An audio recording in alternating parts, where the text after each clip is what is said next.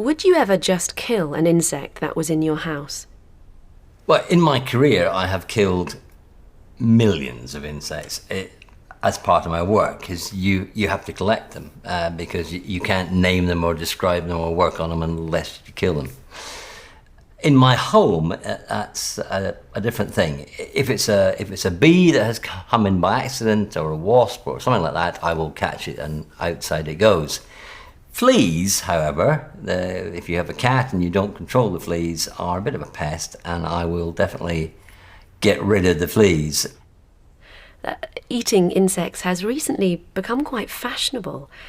Is it a realistic solution to the problem of world nutrition? Or is it just a flash in the pan, for want of a better phrase?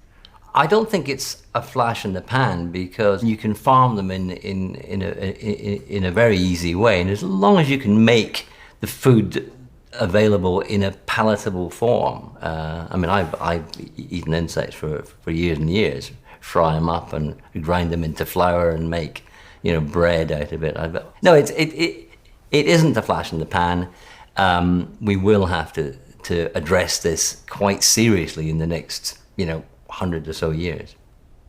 Why do we not eat insects in Europe?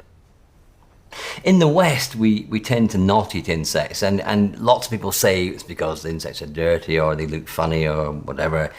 It's actually not anything to do with those things. It's about ecology. It's about a thing called optimal foraging theory, which simply says if you use up more energy collecting food to feed yourself and your family than you get back from eating it, it won't happen. It's not a thing that will occur in that area of the world. So in the West, where it's cold and insects are relatively small, it's not a very sensible idea. However, in hot countries where insects are larger and swarm and can be collected very, very easily, and that's anywhere from Mexico, Japan, South America, any of these countries, it makes sense. It's very easy to harvest enough food in a relatively short time, half an hour, which will provide a sizable meal.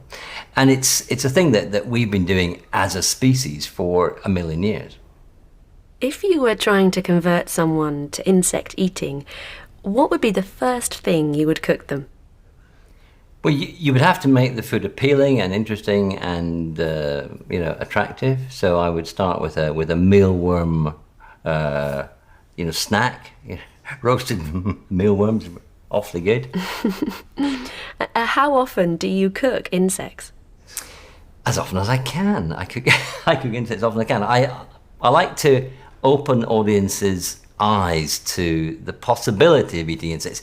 We eat prawns, we eat lots of things, snails. I mean, insects are essentially flying prawns. Okay, they tend to be smaller. But I had an audience once in Oxford of 200 8 to 12-year-olds, and at the end of my lecture, I cooked up a big wok of crickets, fried them up with some garlic, a bit of oil, salt and pepper, handed them round, and the kids went wild. They ate the whole lot. From the back of the audience came a mum with a face like thunder. She came down to the front of the auditorium and said, "My son's just eaten 6 crickets." I went, "Yeah, and your point is?" She was at home, he doesn't even eat broccoli. And I said, well, clearly it's the way you cook your broccoli.